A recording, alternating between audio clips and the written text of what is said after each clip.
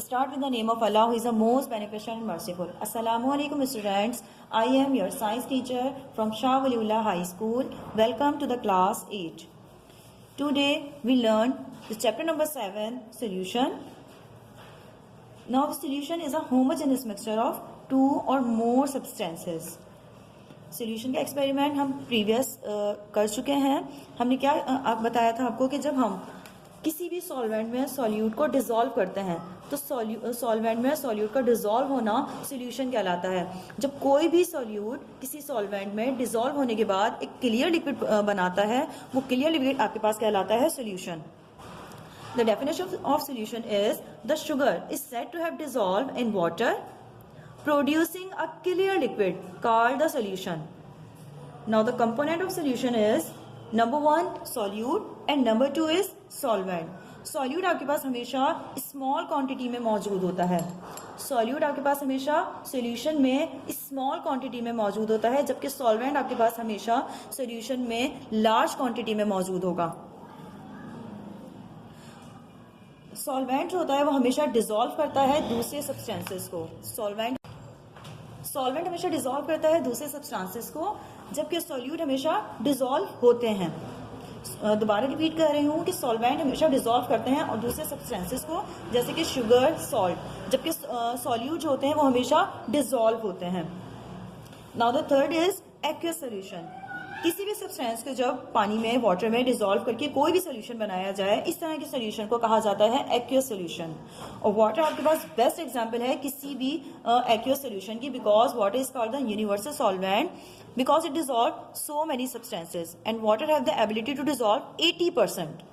Water have the ability to dissolve 80% of the substances. अब हम बात करते हैं quantity of solute in a solution, जो कि डिपेंड करती है थ्री टाइप्स ऑफ सोल्यूशन पे: saturated solution, unsaturated solution and super saturated solution. Now the first is saturated solution.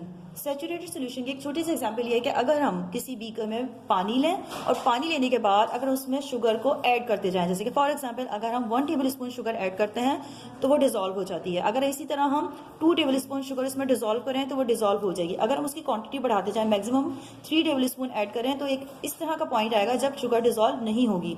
और जहां वो शुगर डिसॉल्व ना हो, इस तरह की सिचुएशन को कहा जाता है सैचुरेटेड सोल्यूशन, जहां पे जहाँ डिसॉल्व जो भी आपके पास सोल्यूट है वो डिसॉल्व ना हो.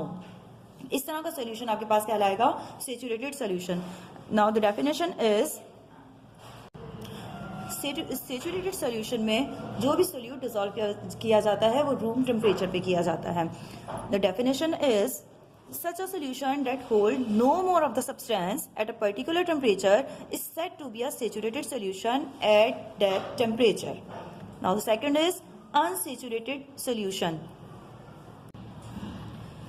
सैचुरेटेड सोल्यूशन एक ऐसा सोल्यूशन होता है जिसमें सोल्यूशन को जिसमें सोल्यूट को डिसॉल्व किया जाता है तो less quantity of solute remain बाकी रह जाए. और जैसे कि हमने सैचुरेटेड सोल्यूशन में पढ़ा कि उसमें maximum amount of solute remain रह जाता है, इसी तरह अनसैचुरेटेड सोल्यूशन में लेस क्वांटिटी ऑफ सोल्यूट जब बाकी रह जाए डिसॉल्व करने के बाद, जैसे कि हमने सैचुरेटेड सोल्यूशन में किया था कि हमने एक बीकर में 1 टेबल स्पून सोल्यूट को डिसॉल्व किया, 2 टेबल स्पून डिसॉल्व किया, और जब थर्ड हम डिसॉल्व करने लगे तो उसमें कुछ पार्टिकल्स बाकी रह गए. इस सिचुएशन पे हमने उसे कहा कि हमारे पास सैचुरेटेड सोल्यूशन कहलाएगा. लेकिन अब हम बात कर रहे हैं अनसैचुरेटेड सोल्यूशन की, तो अनसैचुरेटेड सोल्यूशन इस तरह का सोल्यूशन कहलाता है जिसमें लेस क्वांटिटी, जिसमें बहुत कम मिकदार बाकी रह जाए किसी भी सोल्यूट की. इस तरह का सोल्यूशन आपके पास कहलाता है unsaturated solution. The definition is a solution which can dissolve more solute in it at a particular temperature is called an unsaturated solution. Now the third is supersaturated solution. Super saturated solution एक इस तरह के solutions होते हैं जो कि saturated solution से ज़्यादा कॉन्सेंट्रेटेड होते हैं हीटिंग के बाद. सुपर सैचुरेटेड सोल्यूशन वो इस तरह का सोल्यूशन कि जब हम किसी भी सोल्यूट को सॉल्वेंट में डिसॉल्व करते हैं बाय हीटिंग और उसे हीट किया जाता है. हीट करने के बाद जब वो कंप्लीटली तौर पे डिसॉल्व हो जाता है तो वो सोल्यूशन आपके पास सुपर सैचुरेटेड सोल्यूशन कहलाता है, जिसमें कोई भी पार्टिकल्स रिमेन बाकी नहीं रहते. और इसकी जो कंसंट्रेशन होती है, मतलब जो इसकी थिकनेस होती है वो सैचुरेटेड सोल्यूशन से ज्यादा होती है. Now the definition is a solution that is more concentrated than a saturated solution is known as a supersaturated solution. अब हम बात करते हैं solubility. Solubility उसे कहते हैं जब किसी भी सॉल्वेंट में हम सोल्यूट को ऐड करते जाएं और वो एक ऐसी पोजीशन पे आ जाए जब वो डिसॉल्व ना हो, जब उसकी पोजीशन इस तरह की हो जाए आपके पास, जब वो डिसॉल्व ना हो, मीन्स कि वो सेचुरेटेड सोल्यूशन आपके पास बन जाए, तो इस तरह की फॉर्म आपके पास कहलाती है सॉल्युबिलिटी. सॉल्युबिलिटी को हम डिफाइन करते हैं.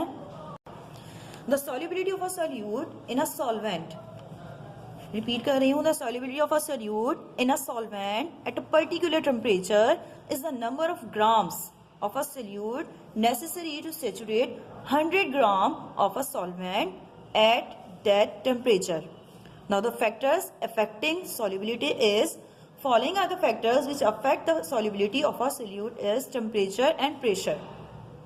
Temperature and pressure. Now we discuss about electrolytes and non-electrolytes. Now the first is electrolytes.